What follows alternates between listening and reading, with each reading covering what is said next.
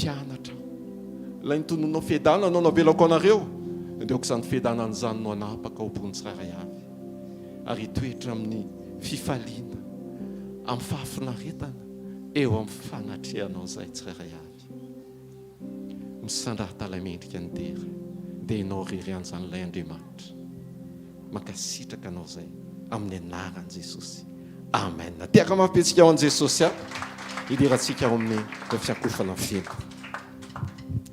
Halleluja. Ndao tsika mbola hisaotra an'Andriamanitra ny amin'ity androany ity ankasitraka an'Andriamanitra tsika ny amin'ity volana vaovao ity amen. Ary bao ny akaikinao dia teneny hoe tratra n'ity volana vaovao ity hoe roa volana sisa dia tapitra ny 2024 fa raha mieritreritra ny nombre hoe 2 sur 12 dia mahatsiara hoe ny tantarany misy 12 lany rahany Mosesy ny safiny tany Kanana dia nambarany ten'Andriamanitra fa ny folo ny laza hoe loza ho antsika ny ao fa ny rola nambarany ten'Andriamanitra hoe araka ny fon'Andriamanitra dia mino fa amin'ity roa volana farany ity atateraka ny toe-panaraka an'Andriamanitra eo amin'ny fiainanao izany amen. Andriamanitra hiasa eo amin'ny fiainanao amin'ity roa volana farany ity ka ndao tsika hiaraka hisaotra an'Andriamanitra androany ny amin'ny fahasoavany na amin'ny fanondrapony raha mety aminao dia asandrato ny tananao ndao tsika hiaraka hisaotra an'Andriamanitra androany makasitraka anao izay ray makasitraka ny amin'ny fahasoavany ny amin'ny famondrapo ny amin'ny fitahinao isan'andro avosinao isamaraina ny amin'ny famondraponao Jesosy ary tio foana ianao tsy nandao tsy nafoy anay misaotra anao izay Jesosy tompo makasitraka anao izay amin'ny anaran'i Jesosy misaotra anao tompo amen.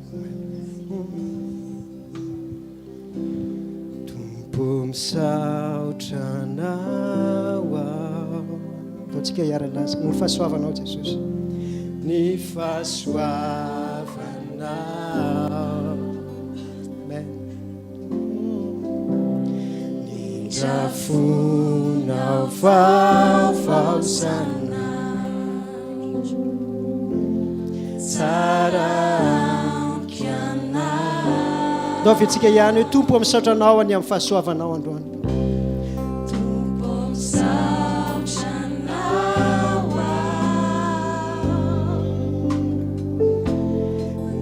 fahasoavanao ny drafonao vaovao sanandro tsara amkianao ampandresendahatra tanteraka ny ilazanay izay rehetra nataonao Jesosy androany tsy voatanisanay fa marika eo amin'ny fiainanay ny fahasaranao misotranao izay androany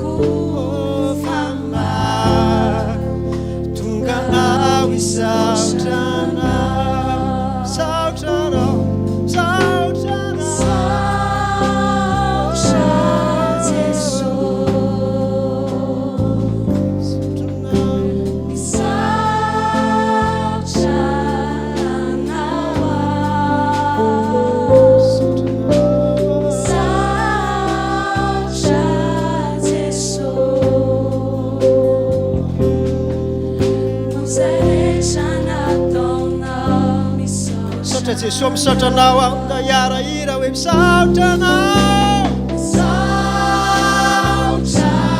Jesosy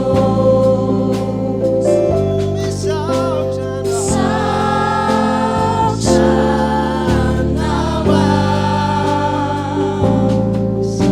misaotra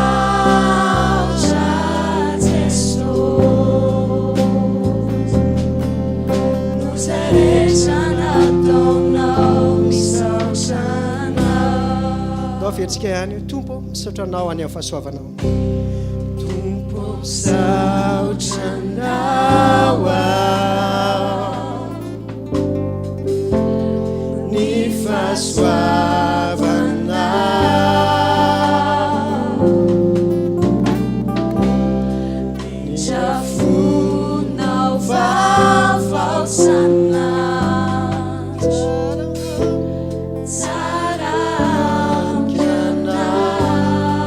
rehetra nataonao Jesosy tsy voatanisana rehetra nataonao tsy voatanisako fama tonga aho hisaotra misaotra Jesosy misaotra anao misaotra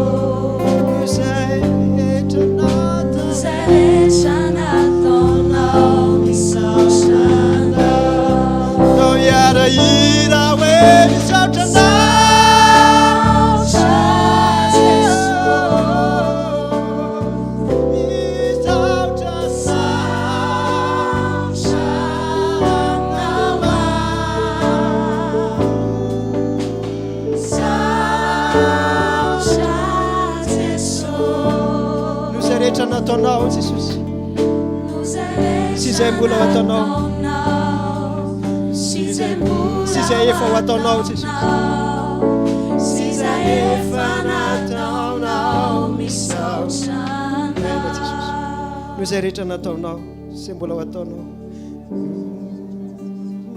misaoranay anao zany androany mankasitraka anao zay ny amin'ny fitantananao anay eto amin'ity toerana ty androany misaotranao satria miaraka aminay eto ianao naiza ingonandrona telo ianao amin'ny anarako teo foany aho sotranao zay Jesosy satria fantatray fa miaraka aminay eto ianao androany sotranao Jesosy tompo mankasitraka anao zay sotranao zay eto ianao ary ny eo anilanao ny irinay ny eo akaikinao ny tianay maminay ny eo akaikinao Jesosy ny eo anilanao foana no tiako isy ahy yankinami ny fitiavanao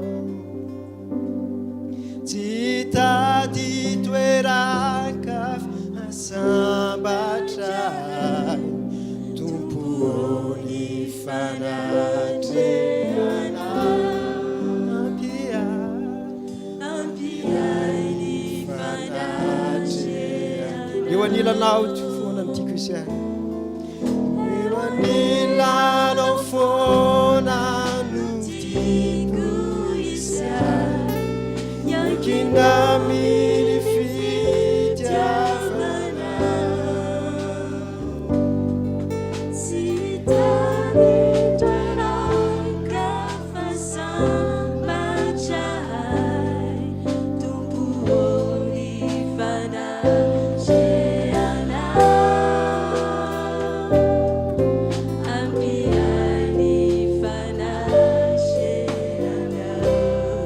Jesosy ny eo nilanao ny eo akaikinay ny ilainay naiza misy anay dia eo ny tianay Jesosy maminay loatra ny eo akaikinao teotra amin'ny fanatrehanao Jesosy ny toetreo amin'ny fanatrehanao tompoano iriny foko nipanjina indray ny voninahitra ao Jesosy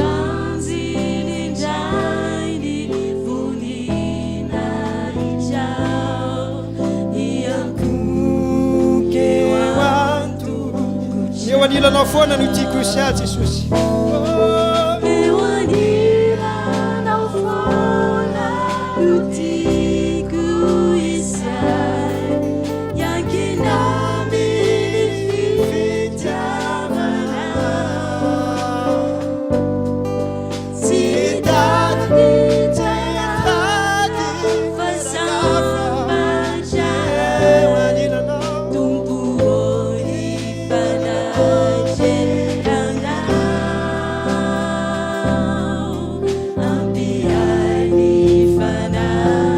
eo anilanao Jesosy eo anilanao no maminay eo anilanao foana no tiako isy ahy yankinami ny fitiavanao tsy tady toeraka fasambatray tompoany fanatrehanao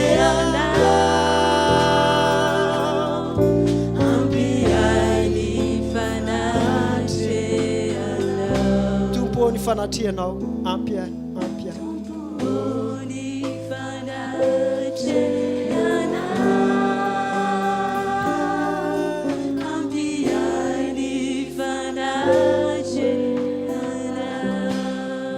fanatrianao tompony fanatrianao ampiai ny fanatrianao amena Jesosy eo amin'ny fanatrianao miankina amin'ny fitiavanao hipanjina ny voninahitra ao indray ny irinay androany tia hitanao zay Jesosy androany momba anay rehetra atao fitafahoana amin'ny fanatrianao atao fitafahoana amin'ny voninahitra ao Jesosy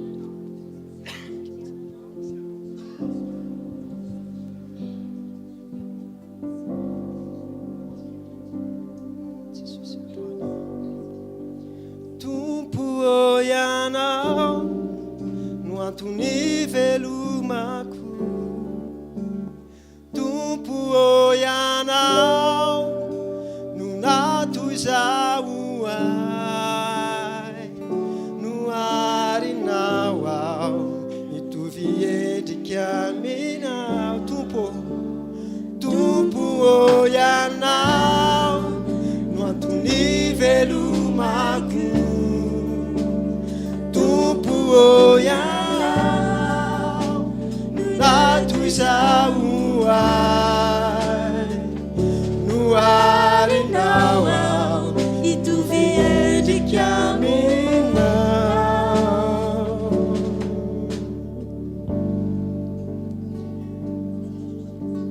ny masoko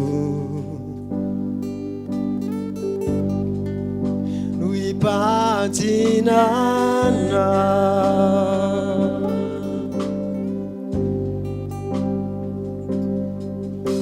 ny sofiko andrenesako ireo teninao miorina iainana loko ifofony aina avy aminao Jesosy ifofony aina avy amina amin'ny mivavanay anatratanay anao iterananao Jesosy mivavako no iterako anao iaraka ny anandratra ny tananay izay Jesosy laza ny tananay anandratanay ny anaranao anandratako anao ny saiko no isaitsainanao isaitsainako ny falipiazanao tompo ianao no antony velomako tompo ianao no natoizao ahy no arinao ao mitovy endrika tompo ianao tompo ianao no antony velomako tompo ianao no natoizao ahy no arina tompo ianao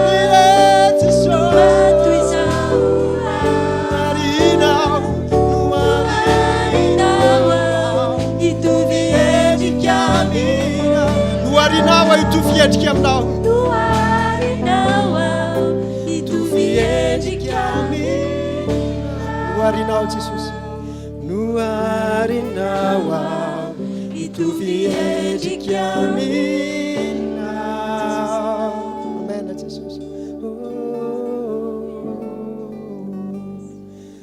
no arinao zay Jesosy itovy endrika aminao ary fenony fanahinao androany mameno eto amin'ny toerana ty anao androany avy mameno tanteraka fa ety anao tsy ho feno zavatra fa afa-tsy anao hitondra le fiainanao tompo ao anatiko ao fanay masino mamiko indrindry anao avy mameno tanteraka eto ianao Jesosy avy mameno tanteraka fa eto ianao tsy ho feno zavatra fao afa-tsy anao hitondra le fiainanao tompo ao anatiko ao fanay masino mamiko atao fieritsika ihany avy mameno ianao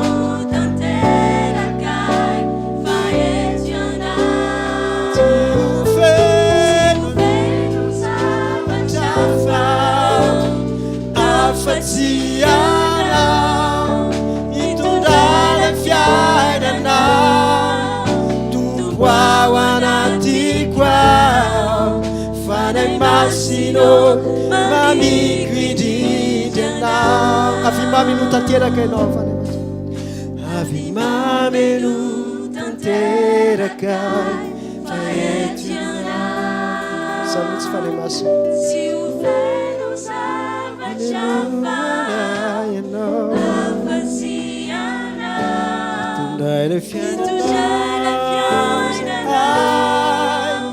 tompo ao anatiko ao fanay masino mamiko indrindry anao fanay masino mamiko indrindry anao fanay masino mamiko indrindry anao fanay masino mamiko indrindry anao alleluia taontsika tia tanàna mafy fandraisantsika nompanofin''Andriamanitra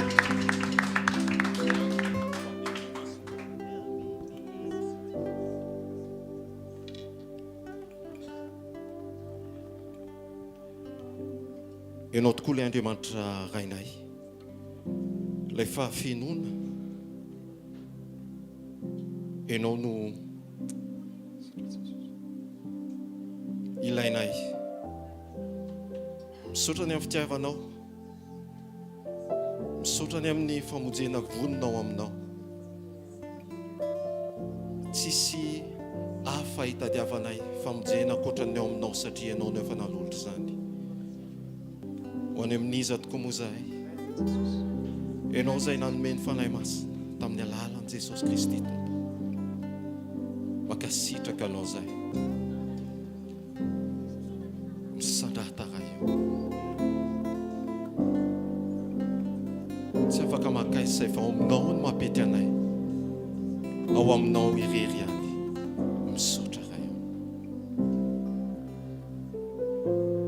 hoany amin'izy iantsoniza moa ianao irery no sakaizako izao solicitariwa ianao no antenay ianao no antenay krisana hoany aminiza iantsoniza moa ianao irery no sakaizako izao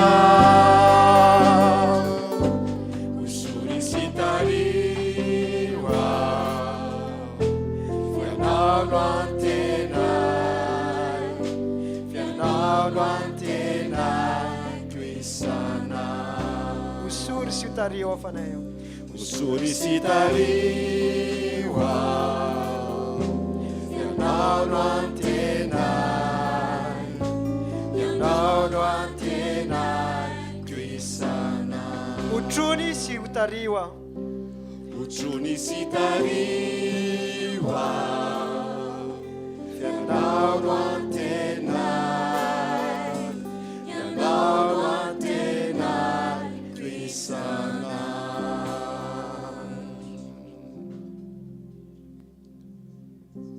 fanahy masino ianao tokoa no aoka napaka sy hitarika feno an'izao fotoana izao. Ianao no ameno any tsirairay avy, anana tsirairay avy fifantohana tokoa, ahaizanay mandray ny teny avy aminao, ilay fahamarinana, ilay fanambarana, ilay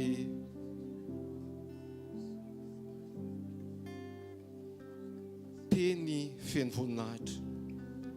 Tsisy idiran'ny mahaolona, tsisy idiran'izay mety fahatsapana mahaolona, na amin'izay mety fihetsepo ihany koa, fa ilay teny fahamarinana feno sy tanteraka avy aminao. Ampio izay fanahy masina, tario izay, tantano izay, aoka ianao no anapaka feno an'izao fotoana izao. Ho voninahitry ny anaranao rery any. Misandrata ray eo amin'ny anaran'i Jesosy. Aoka ny tsirairay avy hatsapa ny fisokafana eo amin'ny fanatrehanao, ary izany ny tena andrandrainay.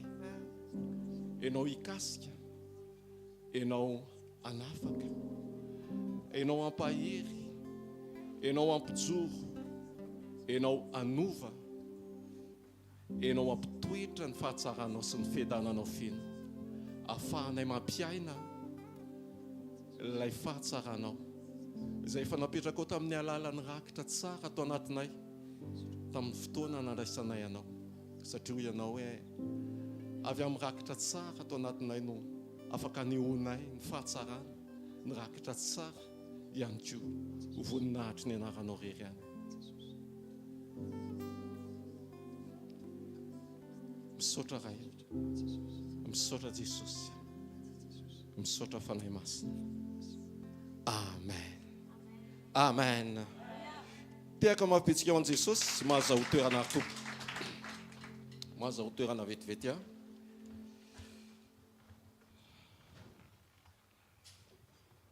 Ny tenin'Andriamanitra amin'ny Kolosianina 3:7-8 hoe ary na inona no ataonareo dia ataovy amin'ny fo, tahaka no an'ny tompo fantsoan'ny olona.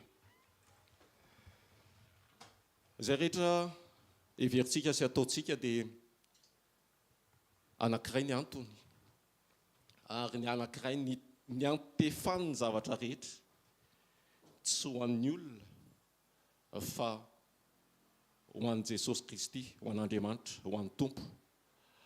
Amin'izay tsika tsy ao anatin'ilay hoe mety hoe fahadisom-panantenana, ary ihany koa mahatsapy ianao hoe ho an'ny tompo ny nanaovana azy.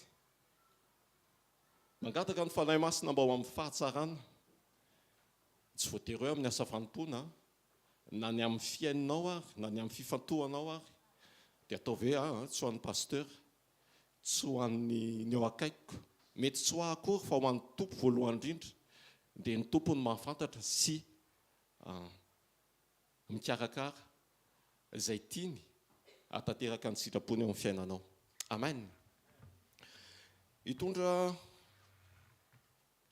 amin'ny fotoana fohy ao anatin'ity lohahevitra ity aho hoe ny asarobidin'ny fiainam-panahy sy ny hitehirizana azy.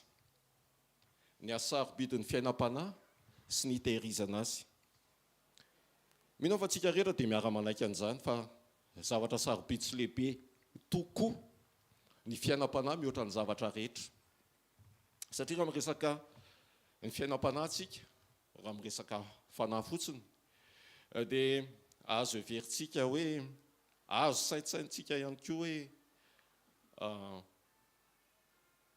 zavatra tsy somety ho lo zany, maharitra zany, ary maharitra ho amin'ny mandrakizay. Ny nofo mahaolona mety ho levina sy mety ho lasa vovoka, ary tsy mety moa fa tena hoe lasa vovoka, fa ny fanahy ho atsika dia miverina any amin'iray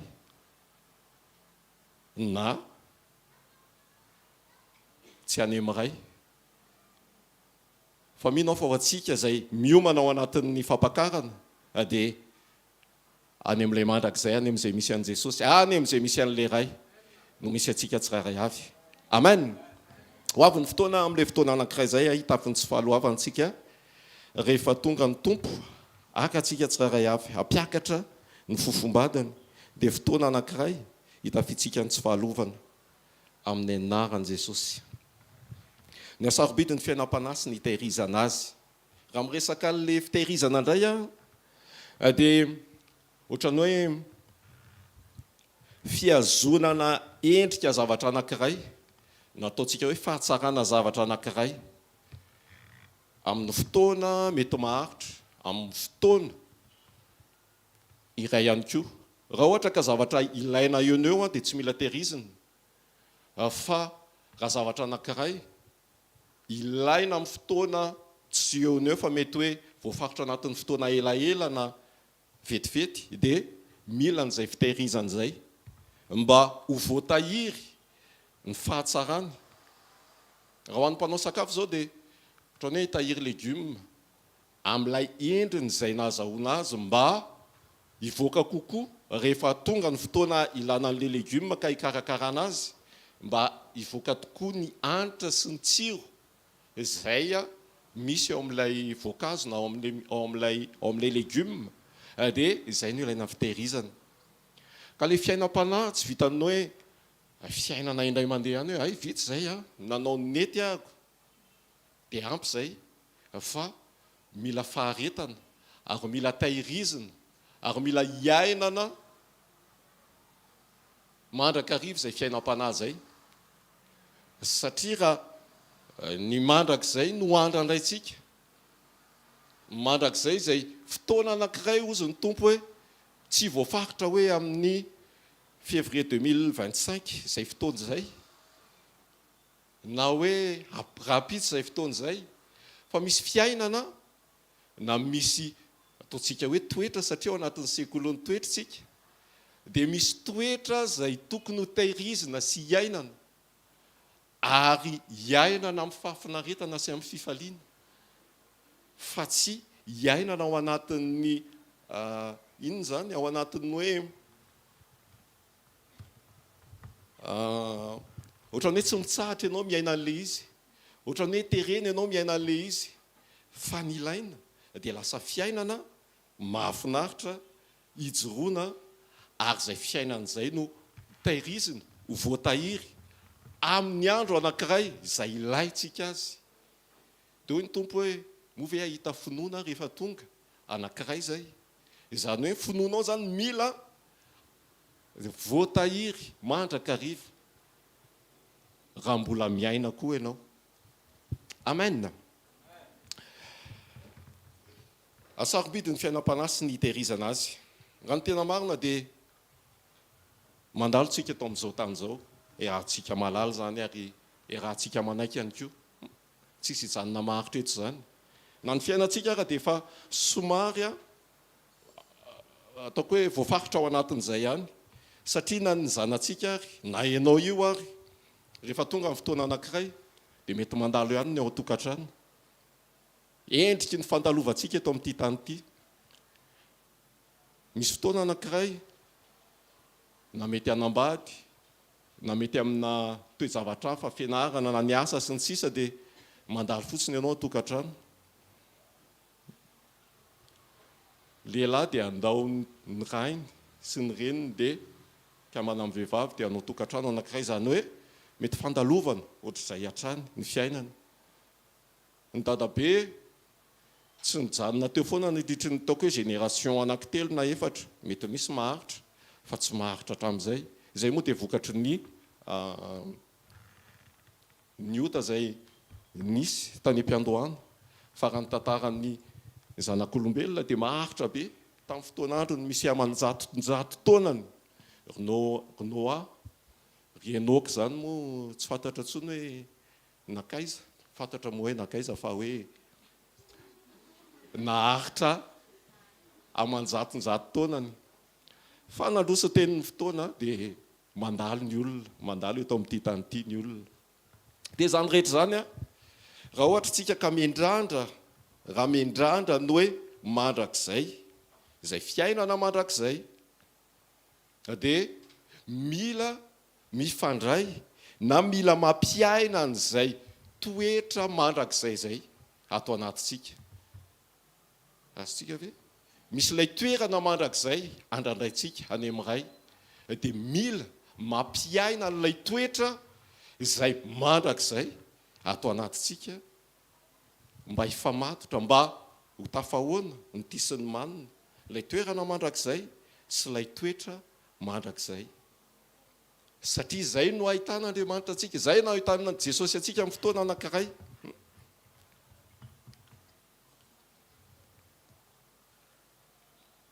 Mba tsy le hoe maro ny manao ampiko hoe tompoko fa tsy fantatra Jesosy. Izany hoe misy fototra ahitana Jesosy, ahitan'Andriamanitra atsika.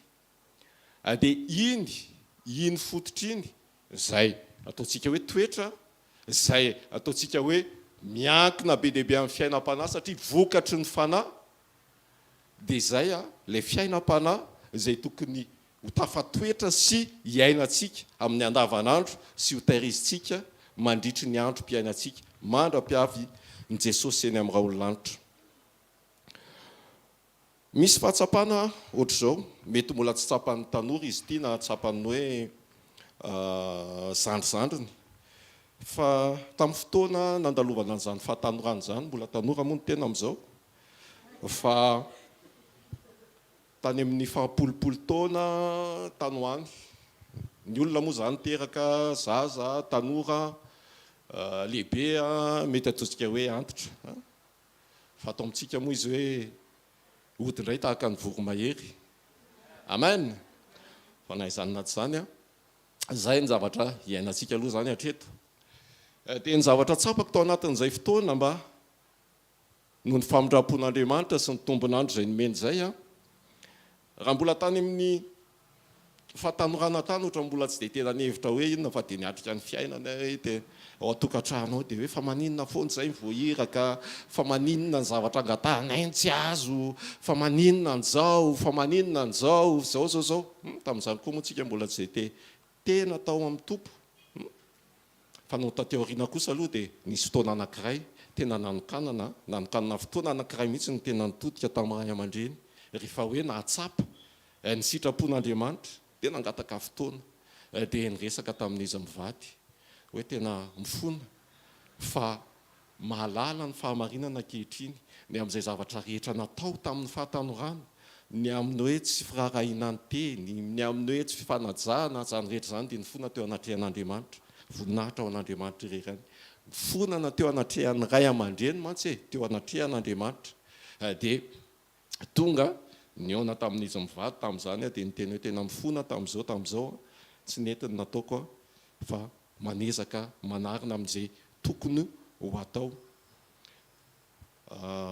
Fony teny kely iny. Rehefa nandroso tenin'ny fotoana dia nianatra dia niasa. Dia rehefa nandeha tenin'ny fotoana dia mahita amin'izay eo ny fiarahamonina sy eo amin'ny manodidina ny teny eo. Ohatra misy lasa le ohatran'ny hoe maty le atsy amin'ny inona moa sy teo, atsy amin'ny voisin, atsy amin'ny mpifanolo-bodirindrina, misy maty amin'ny faniakaviana, misy maty ary. Izany zavatra zany tsy nahakasika ny teny zany tamin'ny mbola kely. Da tamin'ny hoe fotoana teo amin'ny fiainana zany. Fa fotoana me mandroso ny fotoana me mitombo ny taona. Dia ohatran'ny tonga saina ihany. Tonga saina ihany hoe hoay. Moa zany izy ity tena marina tokoa fa tena tsy aritra eto amin'ity tany ity fa tsy maintsy tonga ny fotoana anankiray izay ohatran'ny andehanany. Dia izay ilay fahatsapana. Tsisy andaingana zany fa dia tena hoe lasa ohatra mahazo vahana ao an-tsaina fa isaorana an' Jesosy fa miaraka amin'i Jesosy tsika dia tsy ho an'ny hafa izay hoe ohatran'ny hoe mpiara-miasa sy mpiara-mianatra dia tena hoe ohatran'ny hoe tena fotoana anankiray mampatahotra be zany hoe tena ilaza ny lesy amin'ny fotoana anankiray dia tsy maintsy ho fatiko ilaza zany fa noho ny fananana an' Jesosy dia tsy tonga mibahana be fa le fahatsapana nefa dia ao ihany. Izany hoe anambarana amintsika hoe le fandalovana eto amin'ity tany ity dia tena fandalovana tokoa satria amin'ny fotoana anankiray tonga mahatsapa mahatsapan'izany tsy hoe mampatahotra akory fa le fahatsapana sy mahatonga antsika hoe hitodika sy hifikitra amin'Andriamanitra mandraka hariva ary miantehatra amin'Andriamanitra miandraka hariva fa tsy nofo na fisainana na mety fieverana hoe fananana ozatra be no miantoka ny fahavelomana fa lay Andriamanitra mihazona ny aina. Tsetsatsiaritra ihany tao anatin'ny efa fampianarana voaraintsika tsy hoe fampianarana fa fahamarinana raha ihany koa tsy hoe miandry tsy hoe miandry ny hoe ho feno taona ohatrany hoe efa lehibebe vao hoe any nga vao tena manompo an'Andriamanitra fa aloha zahay hevitra ny fiainako amin'izao zao mbola tena afaka mijoro afaka mbola bata fonjam-by mbola afaka manao an'izay zavatra rehetra tiako eritreretina fa aloha hiandry kely dia amin'izay vao tena hanompo an' Jesosy ny fanompona an' Jesosy dia tsy miandry taona fa miandry fahatongava-tsaina sy fahatsapa na ao anaty ny asarobidin'ny fiainam-panahy ka misy ny hoe maty tanora izay nieritreritra mety hoe rehefa antitra vao hanompo misy ny tsy ny saina akory tamin'ny fahatanorana fa tratra antitra dia tonga nanompo ihany izany hoe tsy voafaritra n'aiza n'aiza ilay fahafahana hoe manompo fa amin'ny fotoana anankiray kosa ianao maheno ny fahamarinana dia tokony hijoro sy hiditra ary hanome lanja an'izay fanahy zay izay fiainam-panahy zay gasy ary manao hoe fanahy ny mahaolona ary izay ihany koa ny mahaolona ao amin'Andriamanitra ankoatra ny fahitana n'Andriamanitra ny toe-po izay akasitrahany dia mihoatra lavitra noho izay ny fiainam-panahy izay mivavaka amin'Andriamanitra dia mivavaka amin'ny fanahy sy amin'ny fahamarinana.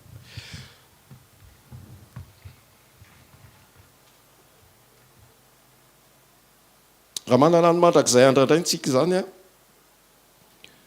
fiainana mandrakizay izay koa no nadiso hevitra anany izy fotoana hoe rehefa mandova ny fiainana mandrakizay zany dia manana an'ilay fiainana velona foana fa ohatrany hoe le hoe any paradisa zany dia hoe miaina any paradisa any amin'ilay mandrakizay dia ny ary amin'ilay anankiray ohatrany hoe tsisy akony fa aisa manana fiainana mandrakizay fa ny ary fiadanana fa ny ary fikitroanify fijaliana ny atsy amin'ny anankiray fa ny ary amin'ny anankiray ny fiadanana izany hoe samy fiainana mandrakizay le izy fa ny atao amin'ny anankiray izay fijaliana fa ny amin'ny anankiray ny fiadanana zao anefa tsy izany no mamaritra ny fiainantsika so dia hoe tafatoetra amin'izay indray hoe tena matahotra so dia lasa tsy amin'ilay mijaly lasa tsy amin'ilay fikitroanify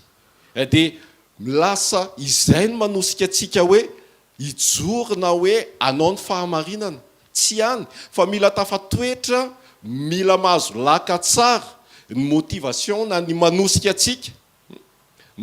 antsika hiaina ny fiainam-panahy kasitrahan'Andriamanitra tsy ho amin'ny hoe tahotra ho any amin'ny elo na hoe tanjona ho any amin'ny mandrakizay raha diniantsika ny ao amin'ny baiboly ny mpanompon'Andriamanitra rehetra na tamin'ny fotoanan'i Jesosy tsisy ny hevitra hoe anao an'izao amin'izay mba lasa any amin'ny mandrakizay marina fa andrandraina le fiainana ao amin'ny mandrakizay fa tsy atao tanjona tsy hoe miaina fahamarinana miaina fahamasinana ako mba ho amin'izay fiainana mandrakizay zay fa ny tian'Andriamanitra iainantsika dia ny fifandraisantsika amin'Andriamanitra amin'ny maha-Andriamanitra azy satria ataoko hoe automatika avy eo savatsoa ozy ny vazaha izany hoe mandeha ho azy rehefa tafatoetra ny fiombona antsika amin'Andriamanitra rehefa tanteraka ny fiombona antsika amin'Andriamanitra dia tsy maintsy ihany ny hafarana satria ino no miantoka ny fieverantsika sy ny fitandremantsika ny fiainantsika fa tsy hoe tahotra ho any amin'ny elo na hoe tanjona ho akary amin'ny mandrakizay azo ve fa ny ilain'Andriamanitra dia io Andriamanitra noharina isika mba tsy hanana fiainana miala aminy fa miankina aminy Adamasieva raha ohatra ka nohariny dia teo ny voninahiny sy ny fanatrehany mandraka riva mba ho amin'izay firaisana, mba ho amin'izay fiombonana izay, mba handeha araky ny planin'Andriamanitra, fa tsy hoe ho amin'ny tanjona andovany mandrakizay. Ao ve ny fiombonantsika sy ny fifandraisantsika tanteraka amin'Andriamanitra, izay ny tokony hampietsika sy hametrana ny fitondran-tenantsika mba araka ny sitrapon'Andriamanitra. Tsy tahotra no any amin'ny elo, fa mila maro toerana ny fiandrandratsika ny lanitra. Tokony ny fiombonantsika amin'Andriamanitra milohan'ny zavatra rehetra, ary avy eo ny ananantsika antoka ny andovantsika amin'ny mandrakizay. Amen. Manjary mahatonga, zay mety mahatonga ny olona sasany misaina hoe alors nga rehefa lehibibe any avao vao mihevitra n'izany fiainam-panasy zany Andriamanitra zany. Mety mino an'Andriamanitra izy fa noe ny tena hiditra bebe kosa lalindalina kokoa amin'ny finoana sy amin'ny fiarahana amin'Andriamanitra. Satria mety efa akaiky, satria mihevitra hoe misy an'izany fiainana mandrakizay zany hony, dia mila tandremana amin'izay. Nefa Andriamanitra tia antsika hifandray aminy melohany zavatra rehetra. Izay le hoe fiombonana amin'Andriamanitra, fiombonana tanteraka amin'Andriamanitra.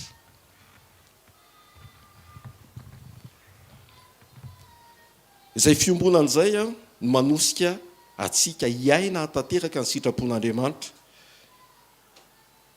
Ny amin'izay koa hoe tsy ho terendra koto, na ho terendra be, na ho terendra soa, fa fahatsapana lalina avy ao anatintsika. Ny amin'izay fandrenesantsika ny fahamarinana sy ny fanambarana ary ny fiasan'Andriamanitra eo amin'ny fiainantsika no mahatonga antsika hanapa-kevitra, antsafidy malalaka ny handray an'Andriamanitra, ny handray an' Jesosy Kristy tompo sy mpamonjy ny fiainana, ary miditra mandroso melalindalina hatrany amin'ny fiombonana amin'Andriamanitra. Inona ary zany hoe fiainam-panahy zany? Hoy ny tenin'Andriamanitra ao amin'ny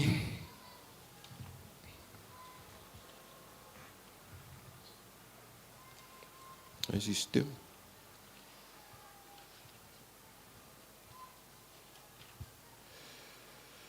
Ao amin'ny 2 Korintiana faharoa, ao tsika e, tahin'i Jesosy tsika, ny anaran'i Jesosy.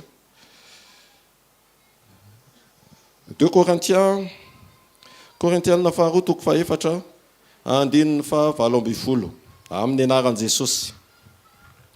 Raha mijery ny hita izahay, raha tsy mijery ny hita izahay, fa ny tsy hita, fa ny hita dia ho vetivety foana, fa ny tsy hita no haharitra mandrakizay.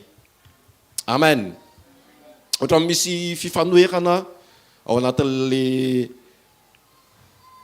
anatin'le verset ty. Raha tsy mijery ny hita izahay, tsy mijery ny hita. Ny masontsika nefa atao hijery, ahita. Raha mijery tsika izao dia mahita anareo rehetra ireo, nareo mijery ana mahita ana. Nefa ny aprisiantsika tsy hijery ny hita. Misy fomba fijery tian'Andriamanitra hiainantsika. Raha tsy mijery ny hita izahay fa ny tsy hita. Zany hoe aoka tsy hijery ny hita, fa hijery ny tsy hita. Ahoana moa zany? Ny maso maha-olona dia tsy mahita fa tsy izay hitan'ny maso, izay voatsapany tanana, sy izay mety izay hita rehetra eny. Fa ity asaina mijery ny tsy hita tsika. Ny fahamarinana dia hoe ny tontolo anankiray, ny tontolo tsy hita anankiray dia mifehy. Zany hoe ny tontolo ara-panahy anankiray, tsy anankiray fa hoe tontolo ara-panahy fotsiny e. Tontolo ara-panahy dia lehibe lavitra fa mifehy ny tany na ny tontolo izay iainantsika ity. Asaina isika ao anatin'ity teny ity tsy hijery ny tany, fa hijery ny tontolo ara-panahy. Ao amin'ny tontolo ara-panahy ihany koa tsy hoe kory hoe manga ny fiainana ao amin'ny tontolo ara-panahy, fa misy fifamafahoana ny faharatsiana sy ny fahatsarana ao anatiny. Araka ilay teny hoe itsika dia tsy miady amin'ny nofo amandra moa an'izao tany izao fa amin'ny fanahy eny amin'ny rivotra. Ny fanahy tsy hitantsika. Nefa tsika asaina mijery, asaina miady amin'izay fanahy izay tsy hita izay. Asaina mijery n'ilay tsy hita. Fa ilay tsy hita ozy izy maharitra mandrakizay. Fa rehefa tafaraka amin'ilay mpandresy tsika izay nandresy tao amin'ny tsy hita, Jesosy Kristy Tompo, namany mpandresy tsika, dia tonoiny fo, ampitoerin'ny fiadanana, ampitoerin'ny fahatokiana an'Andriamanitra, fa tsy maintsy ho mpandresy ianao amin'ny anaran'i Jesosy. Amen. Raha tsy mitsoaka andaharana ianao, tsisy mitsoaka eo. Tsisy mitsoaka eo amin'ny anaran'i Jesosy.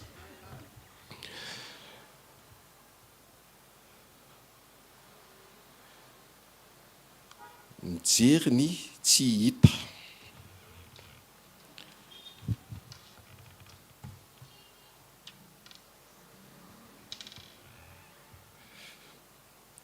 Hijery kely tsika ny ao anatin'izay tsy hita izay, fa mila mijery. Mety jerentsika amin'ny inona zao ny eritreretintsika hijerentsika an'izany tsy hita izany. Ohatran'ny hoe tsika zao eto Antananarivo, mety efa tany Majunga tsika, fa raha dia veritsika hoe mbola tsy tany ohatra hoe any amin'izany nosy iranty zany, fa misy tany amin'izany nosy iranty zany tsika? Tsisy, mbola tsisy tany fa misy le nosy iranty. Mijery ny tsy hita. Fa mintsika fa misy le nosy iranty. Dia izay ilay mila tao anatintsika ilay hoe mijery ny tsy hita, mampiasa ny finoantsika, mampiasa ny finoantsika hoe misy ilay tsy misy. Misy Andriamanitra. Ao namoa ny avatarany mbola tsisy nahitan'Andriamanitra, fa ao anatin'ny filazantsara, ao amin'ny Baiboly, ao amin'ny tenin'Andriamanitra, dia manambara fa izy ny tsy toa, izy ilay alfa sy omega, izy ilay velona mandrakizay. Misy Andriamanitra, fa tsy hitantsika izy aloha hatreto, fa miandrantsika mba hahita amin'ny fotoana anankiray, na tsy hoe amin'izay fiakara hoe amin'izay fotoana ampiakarana antsika izay, fa mba hoe eto amin'ity tany ity, dia mba mahita ny fahitan'ny mpanompon'Andriamanitra. Ohatran'ny maly zao, ohatran'ny hoe tao anatina iza no nahita an'iny maly tao amin'ny direct, tao anaty fiankofana sy tao anaty fotoam-pibebahana marina, dia ny Jehovah-Olombelona pasteur hoe tao anatin'ny fotoana anankiray ozy izy, le tao anatin'le fotoam-pibebahana, fiankofana, dia rehefa nitraka kely izy dia nahita nanjelatra be, dia nahita ohatran'ny tare tava mitomany, dia avy eo tava mifaly, dia tsy hita. Mahita n'le tsy hita, tonga hita. Alléluia.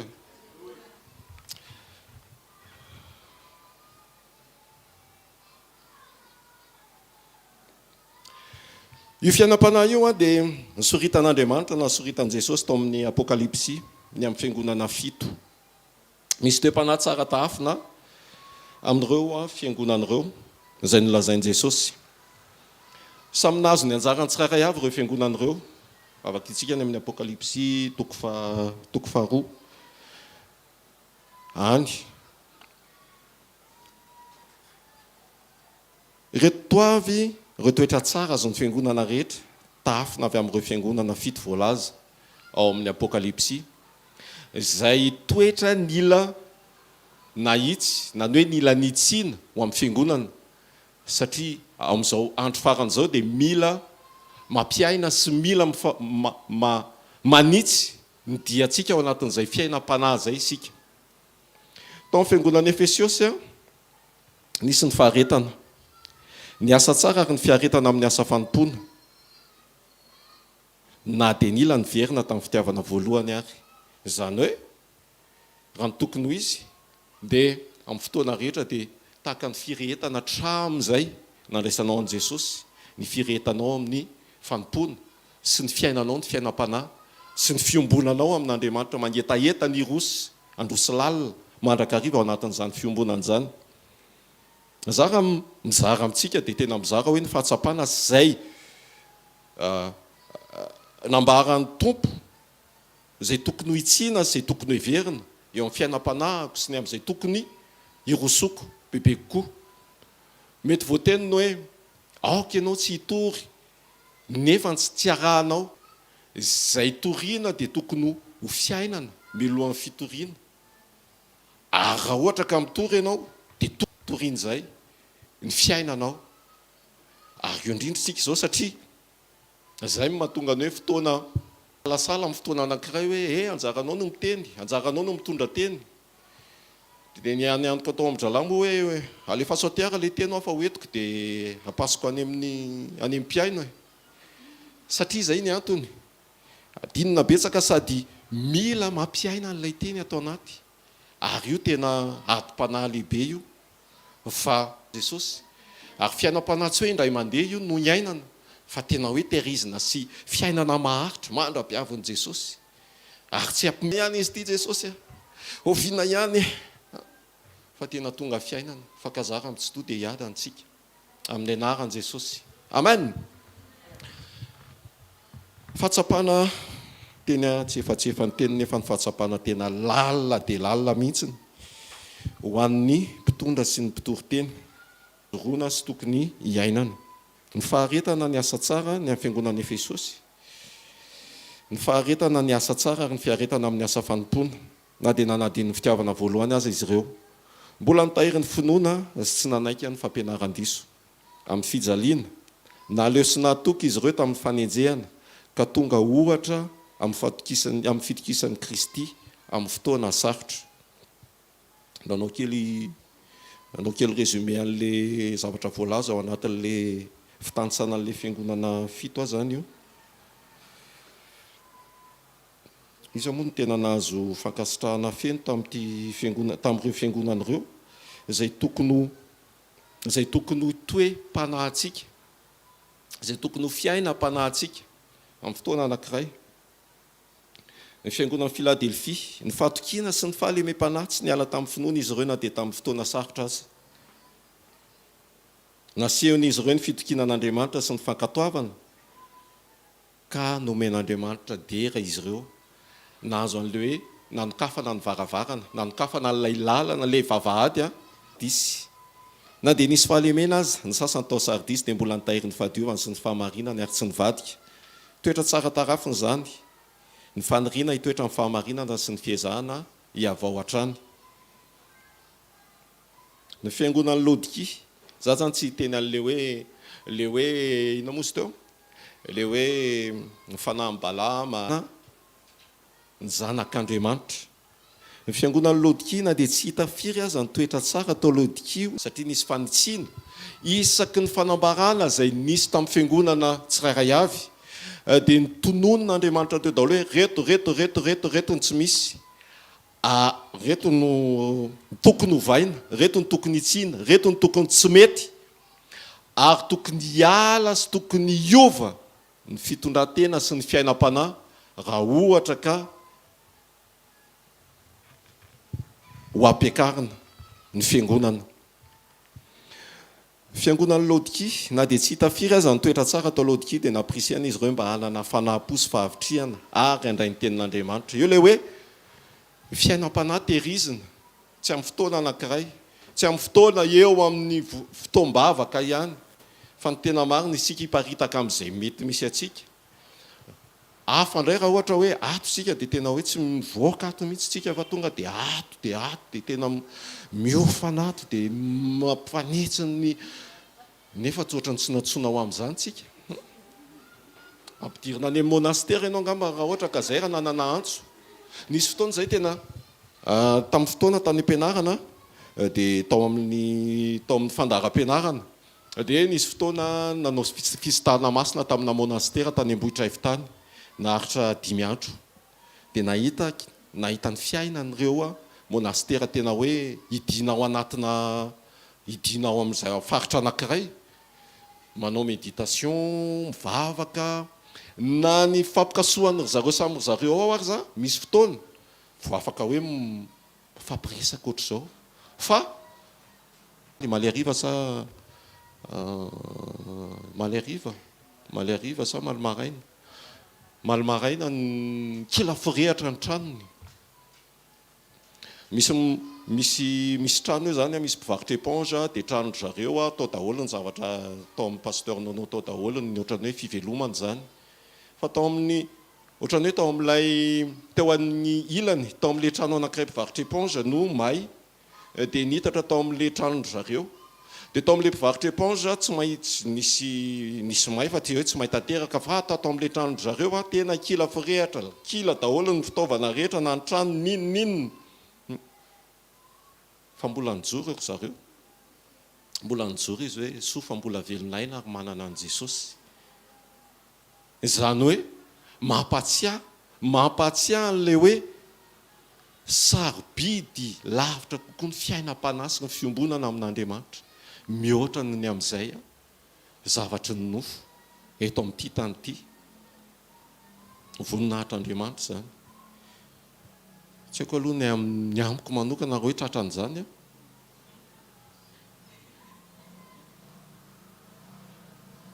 Efa tratrana sedra mbola tsy hita tao anatin'ny 80 taona.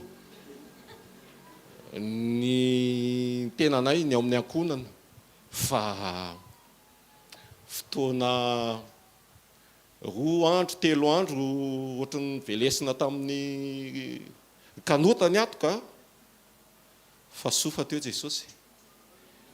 Mampianatra Jesosy, mampahery Jesosy, mampitodika hoe aty jereny mandalo ihany ny zavatra rehetra fa ny fiainam-panano hevero aza vela ho potika sy ho kivony izay mety zavatra andalovana. Fa tamin'izany tena hoe zany mbola zavatra tsy nisy teo amin'ny fianakaviana na tamin'isaniza fa dia potra ilay zavatra. Fa sofa teo Jesosy. Jesosy no ilaitsika, Jesosy no ilainao, Jesosy no ilainay amin'ny anaran'i Jesosy. Dia miatrika ny fiainana eny dia misaotra an'Andriamanitra fa mampandroso hoe mampifikitra amin'Andriamanitra bebe kokoa hatrany. Tsy hoe izay akory ny antom-pisiana hoe asio dia amin'izay mifikitra bebe kokoa, fa ilay fiainana sy fiombonana amin'Andriamanitra mihitsy no sarobidy sy zavatra tokony ho katsahana sy apetraka meloha noho ny amin'ny zavatra rehetra. Amen. Ao hoetsika, ao tsara, tsy matory loatra, tsy mampatory. Teneny ihany aloha raha mampatory fa mila fiheverana.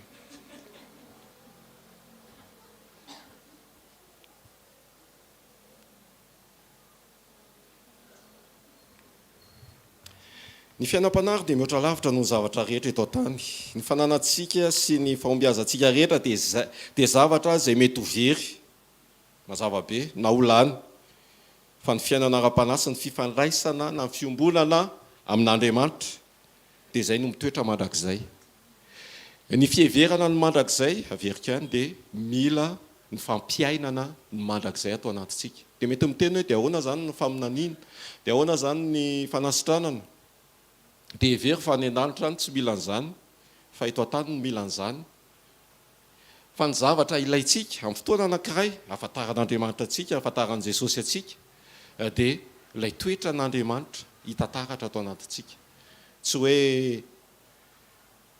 za mety lavalava, na za mety fohifohy, na za mety hoe miakanjo luxe be, tsy hany. Fa ilay toe-po ankasitrahan'Andriamanitra sy ilay fiainam-panahy mendrika ahitan'Andriamanitra izay taratra Andriamanitra izay eo amintsika tsirairay avy. Amen.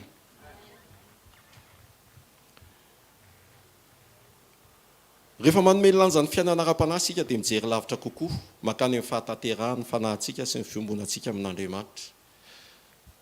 Maniry mba ho tanteraka tonga amin'izany fahatanterahany izany sika tsirairay avy amin'ny anaran'i Jesosy.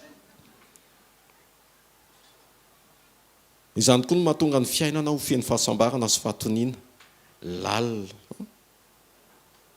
fo tsy mitoky amin'ny arena ohatr'izany zao ohatra hoe may le trano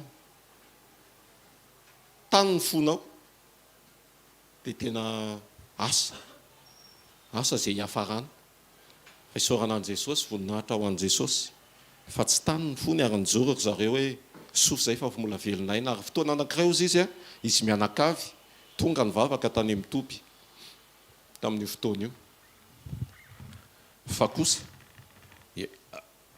afaka nehoana fiainam-panahy anankiray dia ny fanahany fitiavana fanahany fitiavana mba hahafahany tsiraray avy maneho fankatiavana empirala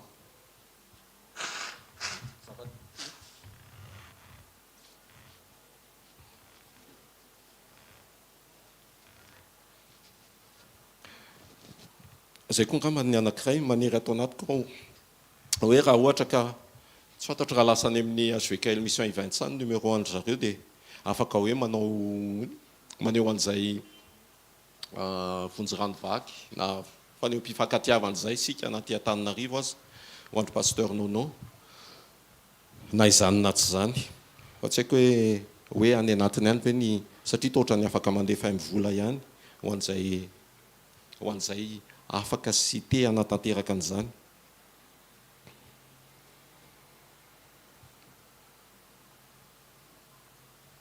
Ny asarobidin'ny fiainam-panahy ara-panahy dia manandanja mihoatra noho ny zavadrehetra eto an-tany.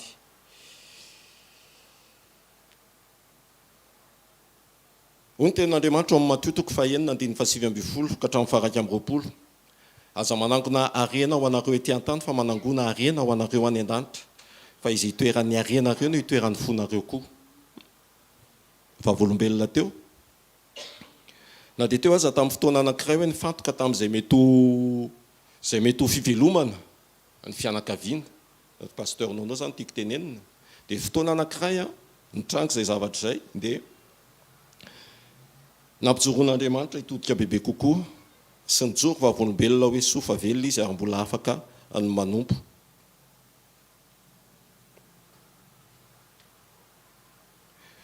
Ny fiainana ara-panahy dia fifandraisana tsika velona amin'ny maha olona tsika amin'Andriamanitra. Tsika olombelona zao tsy afaka hoe anao câlin amin'Andriamanitra na tsy fantatro hoe mitady aiza na hoe tsapatsapa fa ao anatin'ny fifandraisana ny anehoantsika ny fitiavana an'Andriamanitra. Andriamanitra efa tiantsika hatramin'izay ary tiantsika ho mandrakizay. Fa ny avaty amintsika kosa miseho mampijoro mampiaina an'izay toetra hakasitrahan'Andriamanitra. Tiantsika fa mbola mihoatra noho izay ny fahakasitrahan'Andriamanitra. Mihoatra noho izay ny fahakasitrahan'Andriamanitra. Tiany olombelona rehetra izy nanomeny zanany lahatokana, manome ny masoandro, ny rivotra ho an'izay tsara fanahy sy ho an'ny ratsy fanahy. Tiany avokoa ny olona rehetra fa tsy makasitraka ny ota Andriamanitra. Fa ny fialantsika ny ota sy ny fijoroantsika amin'ny fahamarinana sy amin'ny fahamasinana, ny fitiavana miaraka amin'ny fankasitrahana dia tontolo anankiray ahafahan'Andriamanitra miditra tsehatra eo amin'ny fiainantsika. Tsy tsika ny ametra na itsika ny amaritra hoe zao ny ataon'Andriamanitra, fa izy ny mahalala satria maso mandidy izy amin'izay ataony, amin'izay olona tiany sy hankasitrahany. Ny olona tiany ao anatin'ny ota mety omeny masoandro, mety omeny rivotra, mety omeny fahavelomana noho ny famindrapony. Fa ho an'izay tiany sy hankasitrahany, mino aho fa mihoatra lavitra noho izay. Ary izay atanteraka ny fanotrona an'Andriamanitra eo amin'ny fiainantsika tsirairay avy. Tsy tsika ny hamaritra hoe ahoana ny fomba fidirany. Tsy tsika no anery hoe eto zao tena mila anao, raha tena amboarinao zao tena ohatr'izao na ohatr'izao. Dia tena mety be. Tsy izay ilay fiarahana amin'Andriamanitra. Ampianarina antsika isan'andro. Fa itsika mampifanitsy ny toetra antsika ao amin'ilay hakasitrahan'Andriamanitra. Mba hitan'Andriamanitra taratra an'izay natiorany izay, mba mampalalaka sy mampahazo aina ny fidiran'Andriamanitra tsehatra eo amin'ny fiainantsika tsirairay avy. Amen.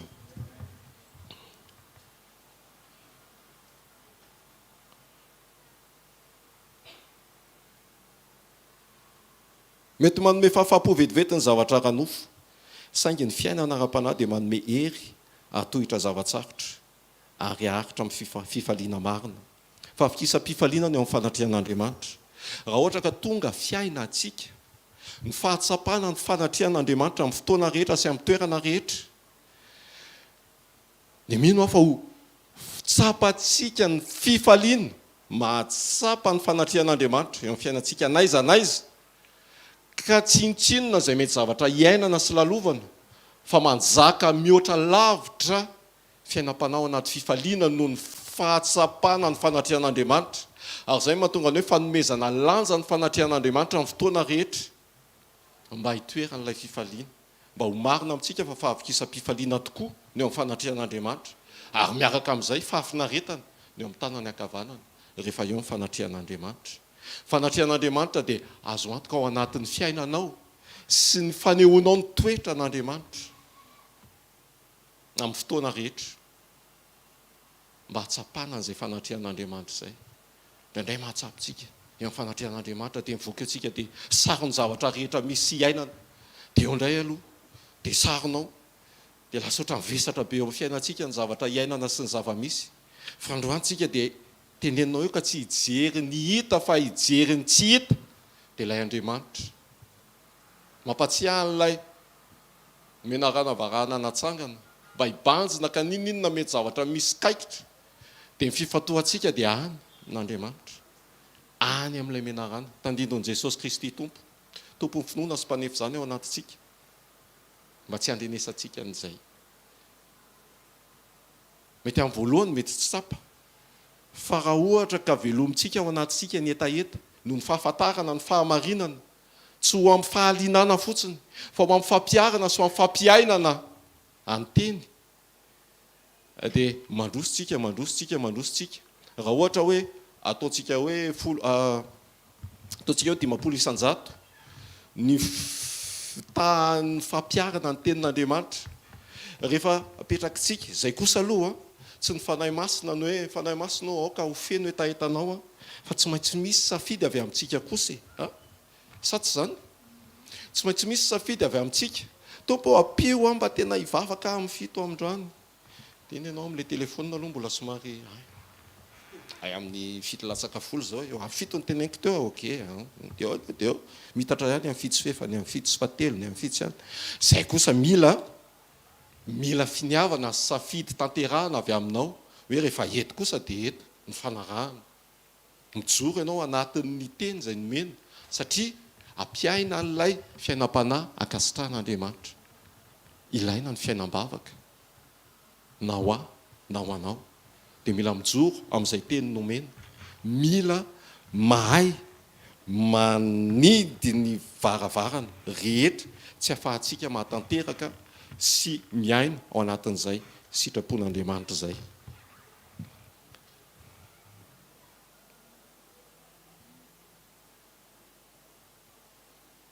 Ny tenin'Andriamanitra no fahazavana sy fitaratra, ahafahantsika mahalala ozy ny fiainam-panahy tokony hijoroana. Le izy moa dia voafehy ao amin'ilay vokatry ny fanahy ny tena marina ao anatin'ny Galatiana 5:22-23, voafehy ao anatin'izay ny zavatra rehetra, fanjarantsika amin'ny fotoana anankiray ilany zany, na tsy amin'ny fotoana anankiray ilany zany, fa amin'ny fiainana izay iainantsika raha mbola velonaina koa tsika, dia mampiaina an'izay vokatry ny fanahy izay. Jerentsika aoriana kely eo vokatry ny fanahy anankiray ny fanetretenina, dia faranantsika amin'izay ny fizarana.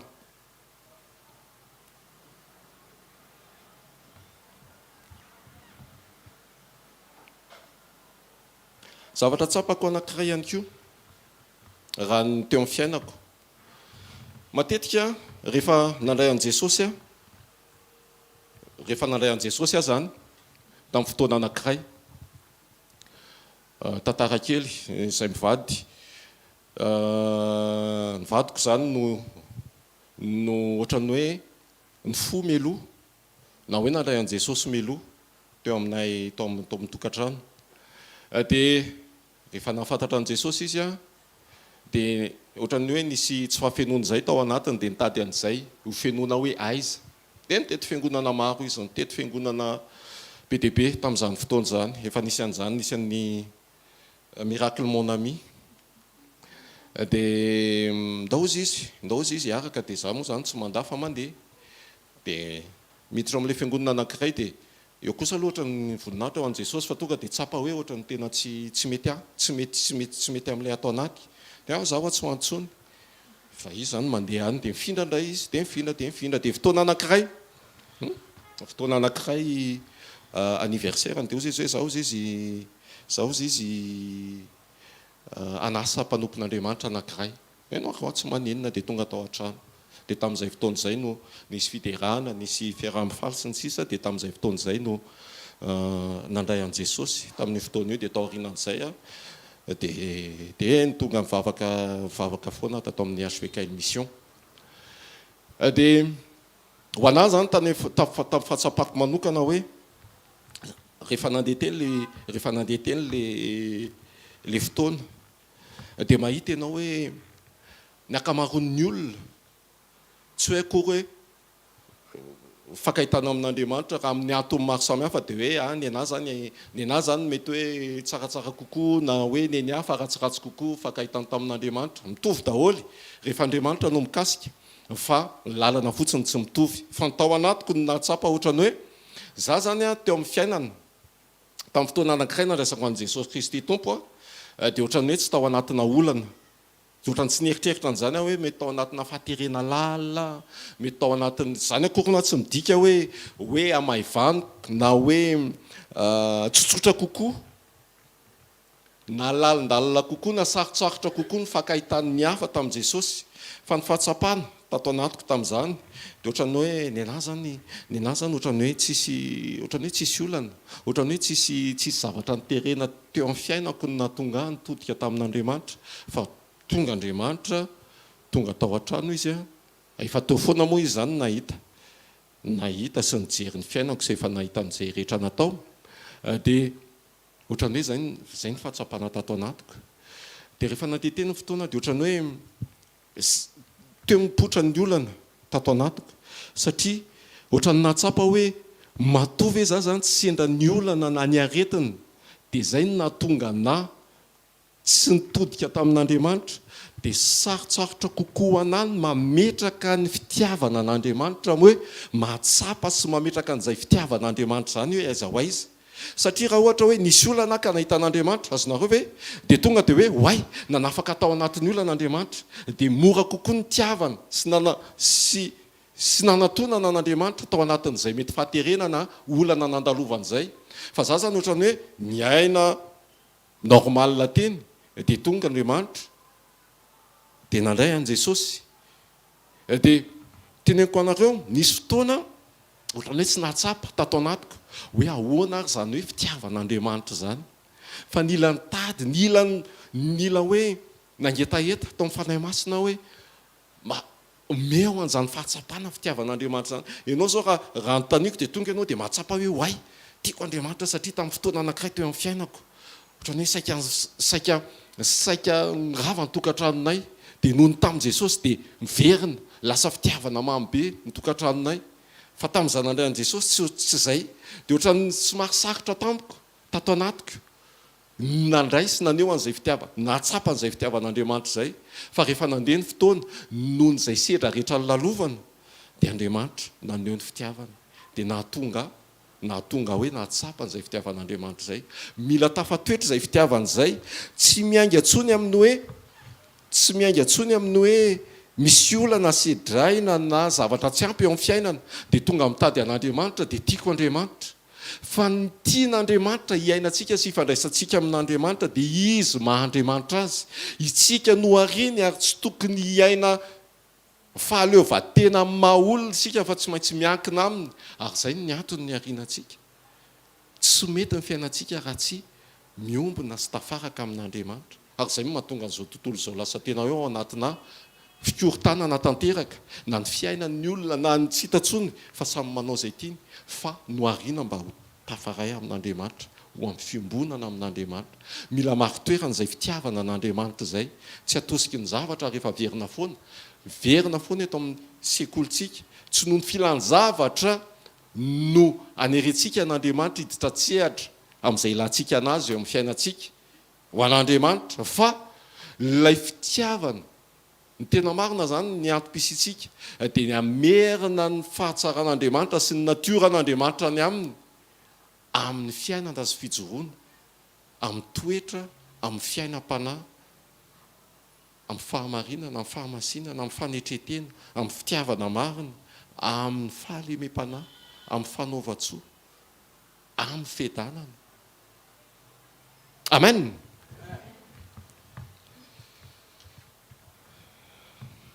Alléluia. Fa tafatoetra tsara ny fitiavantsika an' Jesosy. Tsy tsika le hoe amin'ny fotoana anankiray ka mandalo fahasarotana ka manery an' Jesosy mba hamahany izay olan'izay, fa ny réflexe voalohany dia mitodika amin'Andriamanitra, mampiaina ny toetra izay takian'Andriamanitra. Raha tokony hitsahatra satria manan'Andriamanitra lehibe mihoatra ny zavatra rehetra, dia oka hitsahatra mahita ny fahalehibeazany sy ny fiandrianany ary ny fahefany amin'ny fotoana rehetra. Amen.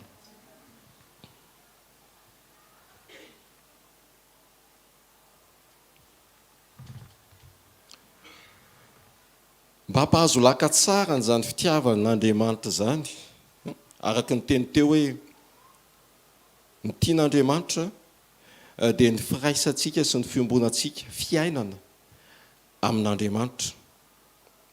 Hijeritsika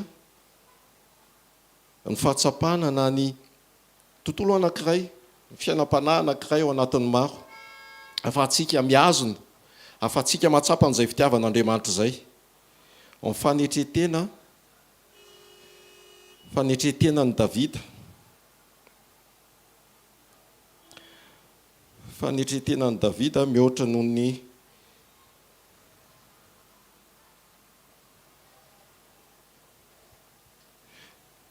mety hoe toetra nakasitrahan'Andriamanitra atao amin'ny Davida. Ny fanetretena ny Davida sy Maria izay renin' Jesosy dia naseho tamin'ny fomba miavaka ao amin'ny Baiboly. Fanetretena ny Davida. Faneken'i Davida ny sitrapon'Andriamanitra ho loharano sy fototra amin'ny zava-bitany. Tsy nirehare mihitsy izy ny amin'izay zavatra vitany ka hoe zany nanao azy, fa niverina mandrakariva atao amin'Andriamanitra. Fanehoana ny fanetretena tsy fisehosehoana, fa fahatsapana fa ny fiainany Davida mpanjaka, na dia mpanjaka matanjaka sy mpanao ady mahery aza azy Davida, dia naneho ny fanetretena foana manoloana an'izay zavatra rehetra ny sedrainy. Tsy nilaza izy fa ny heriny sy ny fahaizany naharesy azy nampandresy azy tamin'ny ady, fa niverina sy nanome voninahitra n'Andriamanitra mandrakariva ho loharan'ny fandresena rehetra. Isika eo amin'izay mety ho fandresena heverintsika eo amin'ny fiainana, dia maneho sy mamerina ny voninahitra amin'Andriamanitra. Ny amin'ny vavolombelona rehetra izay mitranga, ny amin'izay mety fahatsapana rehetra izay misy, ny amin'izay mety ho olana va rehetra, dia tsy naneho mihitsy ary tsy tokony aneo, fa maneho ny fiankinantsika amin'Andriamanitra, mamerina ny voninahitra ny amin'Andriamanitra.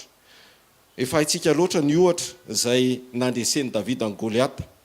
Ny Andriamanitra izay namonjy ahy tamin'ny tanan'ny liona sy tamin'ny tanan'ny bera, izy no namonjy ahy amin'ity Filistiny ity ozy izy, ao amin'ny Samuela 1:7-7.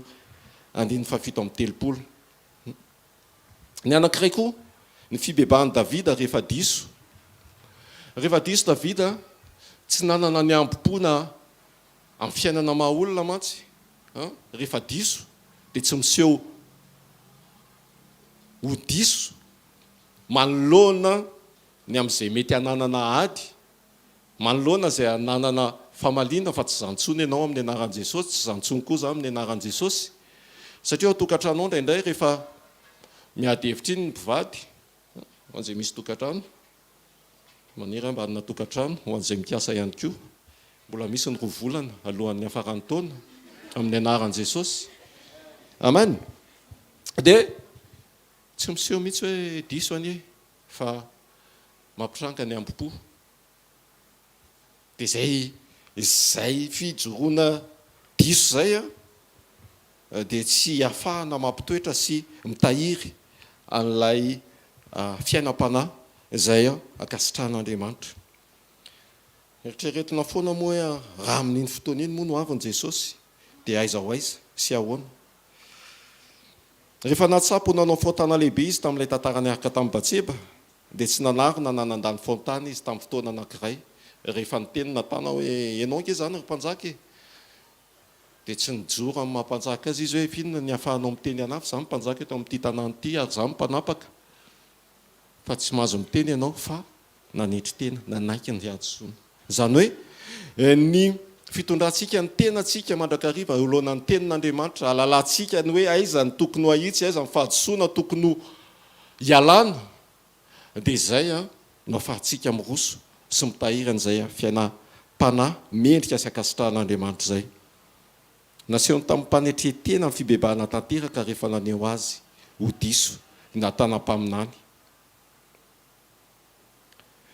Ao anatin'ny fanetretena ny fahatsapana fa ny famindrapon'Andriamanitra isa-maraina, tsy hoe akory hoe izay ny ao anatin'ny baiboly, izay ny ao anatin'ny izay no dradradradrainy isa-maraina, hoe no avozy ny famindrapony isa-maraina, dia izay fotsiny mijanona ho fahalalana sy fahamarinana, fa tsy ho tsapany amin'ny fo, tsy ho tsapany anaty lalon'ny fiainana any, fa tena hoe famindrapon'Andriamanitra no mbola mampiaina antsika isa-maraina, satria no avoziny zany dia tokony ho izay ny tafatoetra atao anatintsika, tsy ho lasa fahazarana.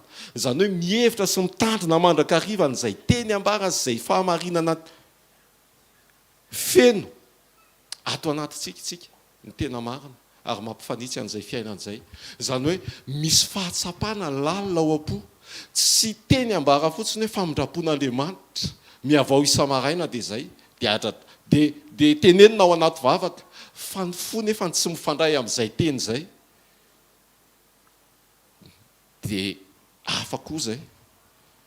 Tsy izay le takiana fa ny fahatsapanao lalina tokoa hoe ny famindrapony, izay mbola nahavelona antsika. Dia manao inona ao anatin'ny fonao izay sy eo amin'ny fiainanao raha hiatrika ny tontolo andro ianao. Fitahirizana lay fiainam-panahy sy fanehoana ny fanetretena fiankinana amin'Andriamanitra. Fanoherana ny fialonana sy ny voninahitra mbola amin'ny Davida tsika. Davida dia nankasitraka ny Saoly mpanjaka dia nanenjika azy izy. Tsy nisy fotoana nangatahany voninahitra ho an'ny tenany nanampiseho ny fialonana, na dia nanana ny hery sy ny mpanaradia azy izy.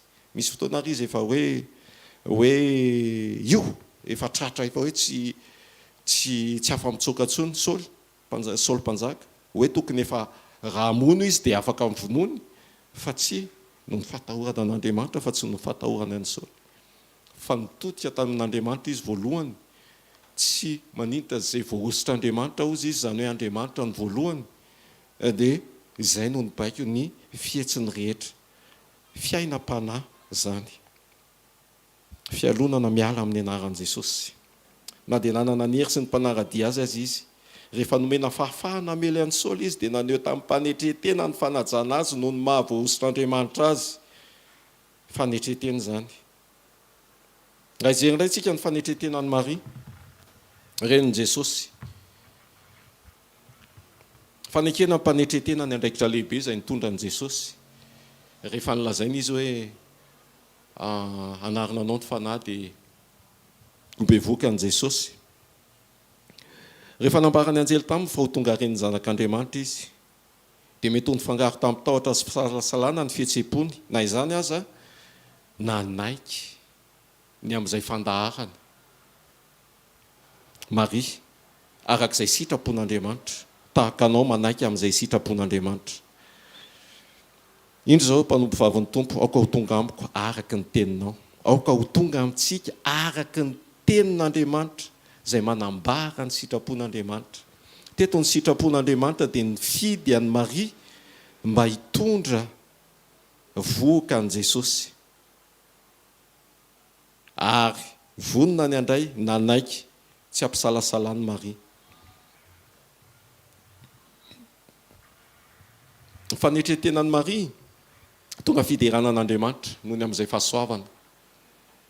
Tsy hoe rehefa natsapa izy hoe tena niavaka tokoa za tamin'ny olona maro, tamin'ny vehivavy maro, dia nitsoaka sy niala tao amin'Andriamanitra. Tsy, fa tonga nanome voninahitra an'Andriamanitra. Maria koa ilay voailika lava isaky ny amin'izay niaraka tamin'i Jesosy tao amin'ny fampakaram-bady.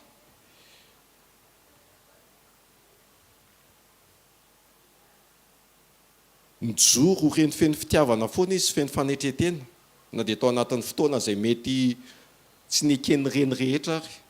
Tsika soenao moa no inona amin'izany, nga ianao reniko sa moa inona amin'izany, fa mijoro nangina tsy ary raha ao anatin'ny fanetretena, raha nangina dia tsy tao anaty fimenomenomana fa tao anaty fankasitrahana sy fanekena mandraka hariva.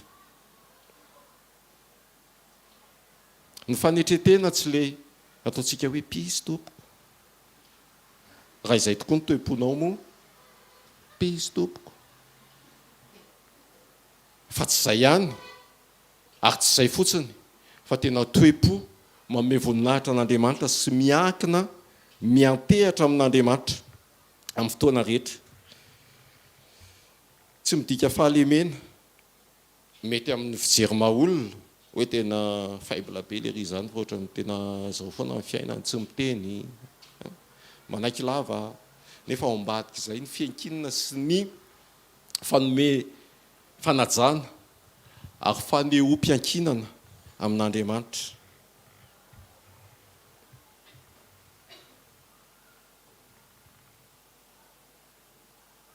Fahatsapantsika ny fiainantsika fa tsy afaka ny andeherery, ary mahatsapa tokoa tsika fa tsy mahefa na inona raha vao misaraka amin'Andriamanitra, dia mampitoetra antsika amin'izay toerany fanetreteny izay, ary hifantoka hampiaina ny sitrapon'Andriamanitra.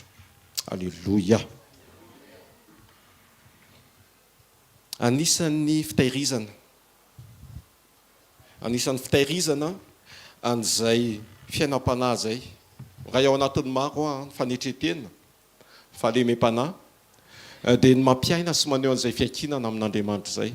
Mety mbola jerentsika fa efa fohy ny fotoana ny fanetretena nasehoan'i Jesosy, izay ohatra velona sy ny joro ho fiainana laitahaka ao antsika, satria izay ny antom-pisitsika ihany koa, makatahaka sy mampiaina ny fiainana nasehoan'i Jesosy Kristy Tompo. Alleloia.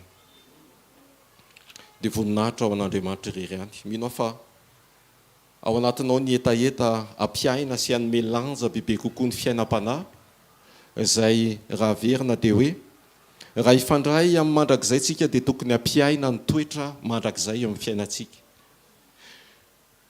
Ny faminaniana dia mety ho levona, ny fiteny tsy fantatra dia mety ho levona, ny fitiavana tsy levona, ny teniny tsy levona, ny fanahy tsy levona, ny vokatry ny fanahy tsy levona, satria misy ny fitiavana, misy ny fanetretena, misy ny fiadanana, ary reny ny fiadanana izany ny any amin'ny mandrakizay, ny fiderahana, ny fahamarinana, any moa zany d'office, tsisy hoe inona re, tsisy hoe manao kolokolo zany ihany, fa tonga amin'ny fahamarinana, amin'ny fo tsotra, amin'ny fo feno fiderana. Fiainana, fiainam-panahy, toetra mandrakizay, mihevitra n'ilay mandrakizay, isian'ilay hitoerantsika amin'ilay fotoana iray. Mila tahirizina izay fiainan'izay, dia endrika anankiray ny fahatsapantsika sy fampiainana ny vokatry ny fanahy. Teto moa ny fanetretena dia nijery ohatra ray isika, fanetretenan'i Davida, ohatra roa ny fanetretenan'i Maria, manoloana ny izay natrehany, dia mino fa ohatra velona, tsy mijanona ho fe ohatra, fa tonga fisaintsainana, mipaka ny epontsika, ahafahantsika mijoro sy mampiaina mandeha araka izany fanetretena, marina izany, fa tsy hoe manetretena dia miala eo dia menomenona be atsy ambadika atsy, hoe natao an'izao dia natao an'izao. Indraindray mantsy any am-piasana any misy an'izany, dia hoe manaiky satria manetretena fa rehefa aveo tsy levina le fanekena fa atsy ambadika atsy, manao moa sous pression ihany, sous papankokoty minute, dia tsy izay koa, fa mino fa ny fanahy masina hitantana antsika sy hampatsiahy antsika ny teny, ary indrindra mpiaina antsika ao anatin'izany teny izany, mba ho fanasy fiainana, mba aina ho antsika, ary fahasalamana ho an'ny nofony rehetra ihany koa mba tsy hahafahany ity nofo ity manjakazaka eo amin'ny fiainantsika fa everantsika ny fiainam-panahy ka hanapaka eo amin'izay mety fiainan'ny nofo andao tsika hitsangana dia hisaotra an'Andriamanitra ny amin'ny teny ary mangataka ny fanahy masina mba amin'ny fotoana rehetra sy amin'ny toerana rehetra izay misy atsika sy iainantsika dia anome toerana anome lanja an'izany fiainam-panahy zany raha ny masina tsara indrindra raha ny amin'ny anaran'i Jesosy misaotra anao zay ny amin'ny teny fampatsahivana mety teny efa noronesinay mety teny efa ambaranao ombienombeny fa sarobidy indrindra ny amin'ny fampiainana ny famerenana ny endrikao avy ety aminay amin'ny fampiainana ny vokatra ny fanahy ny amin'ny fiainana sy ny fahatsapana ny fitiavana anao ianao dia tia anay mandrakariva fa izay kosa aoka hitoetra ho tia anao tahaka ny tiavanao anay ihany koa mba hahafanay mampiaina ny fitiavana sanandro tompo hitahirizanay ny fiainam-panahinay satria amin'ny fotoana anankiray ho avy apakatra ny fofombadinao tokoa ianao dia toetra finoana izay ahitanao anay authenticité lay fahamarinana tanteraka ty anatinay izany no tianao hita mba hahafahanao tokoa mampiakatra anay makasitraka indrindra tompo ary mangatak'izay ny amin'ny fiainanay ny amin'ny andronay sisa ampianaro zay anisan'ny andronay mba hanananay foendry mba handeha ao anatin'izany fanomezana lanja sy asarobidiny fiainam-panahy zany mba tsy mijanonao fahalalana fotsiny tahaka an'izay mety ho fanaratovana fianarana sy fahalalana eny rehetra eny fa aok'izay ho mpiaino mpankatoa ary manatanteraka ny teny mba ho fanasy fiainana ao anay tokoa zay teny avy aminao mila ny fanainao masin'izay Andriamanitra rainay tsara indrindra ho anay tsirairay avy eto ho an'izay manana ny etaeta hijoro hatrany atao anatinay nge ny etaeta tompo atao anatinay ny finiavana fa misy fotoana anankiray noho ny amin'ny fahazarana izay tsy araka ny sitraponao dia malaky pahazo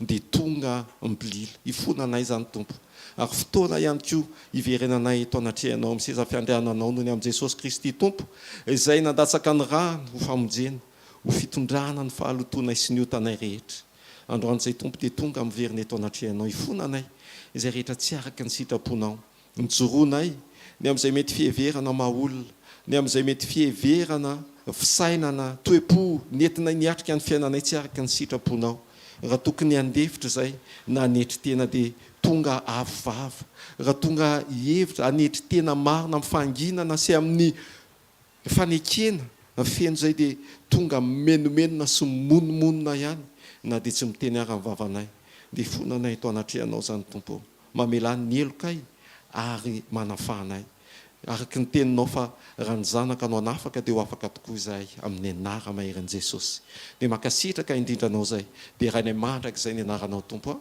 makasitraka anao amin'ny anaran'i Jesosy amen mahazo toerana ary anatanteraka ny fanatitsika ao anatin'izany ihany koa ny filazana foifoy mahatsiaro ambavaka mandrakarivotsika ny amin'ny fotoana famonjem-panahy izay ho tanterahana any mahajangany amin'ny rapitso rafakapitso isorana an'Andriamanitra ny fahavitany seminaire mpiombonana tany mitoby ihany koa ny amin'ny omaly sy pakomaly ny androany nisy ny fistahan'ny ny mpiara-mivavaka tao anatin'ny fiombonam-bavaka dia nisy diabe ny tanterahana ihany koa ny Boroany tsy fantatro izay tena programma fa fampatsiaro ambavaka tsika ny amin'izany fanatanterahana ny hetsika lehibe fampandrosoana amin'ny fanjakan'Andriamanitra zany ny fotoanantsika eto ihany rapitso amin'ny fito fotoam-pandraisana fotoam-panasana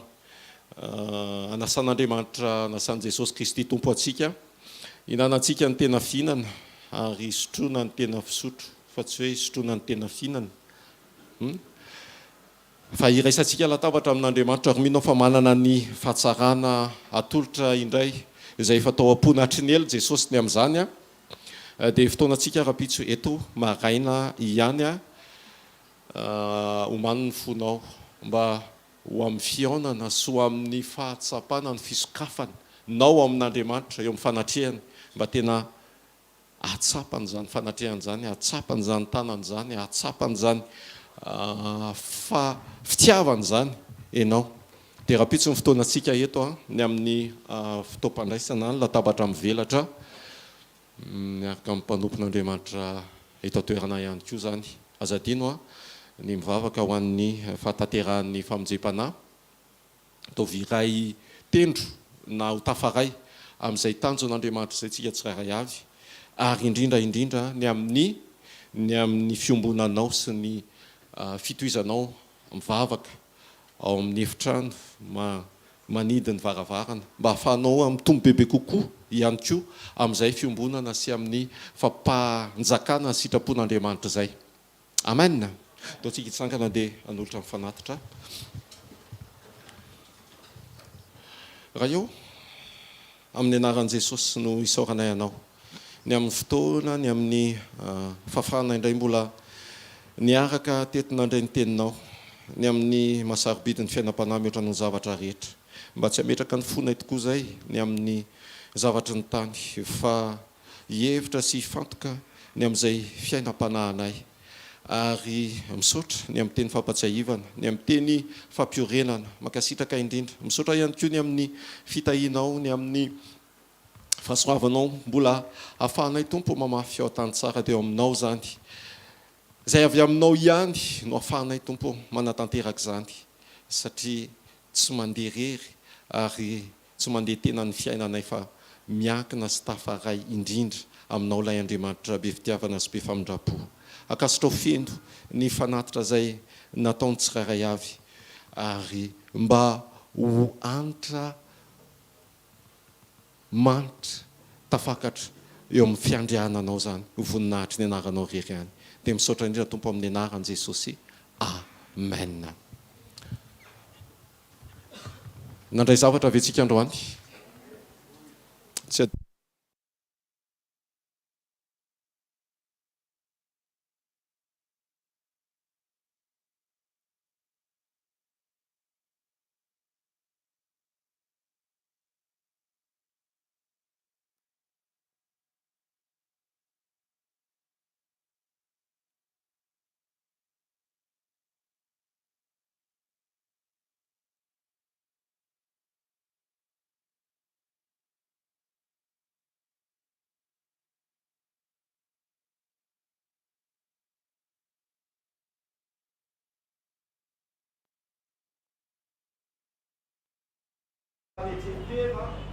Akasitrano Andriamanitra amin'ny anaran'i Jesosy. Fitiavana, miampy, fankasitrahana n'Andriamanitra, fiainana tsirairay avy, mba ahafahana Andriamanitra miditra, antsera, amin'ny fomana, amin'ny fitiavana, eo amin'ny fiainana tsirairay avy amin'ny anaran'i Jesosy. Ho volana miavaka ho an'ny tsirairay avy iray, ho volana mombamoty, anehoan'Andriamanitra ny tanany, anehoan'Andriamanitra ny fanotronana, aby marina tokoa fa volana iray ao amin'ny taon-jovy amin'ny titon'ity ho an'ny tsirairay avy amin'ny anara mahaina Jesosy Kristy velona ary manakeraka ny Nazareta. Mandehana amin'ny fahatokiny, amin'ny fianarana fa noho tompo hoe indra momba nareo mandaka ny ambara-pahatonga ny fahatapera amin'izao tontolo izao. Dia mandeha fa ny fianarana anapaka amponareo dia fianarana mihoatra ny fahalalana rehetra izany mitahiry ny tsirairay avy iray amin'ny anara mahaina Jesosy Kristy velona sy masina ary manakeraka ny Nazareta. Amen. Zahoany fahasoavana.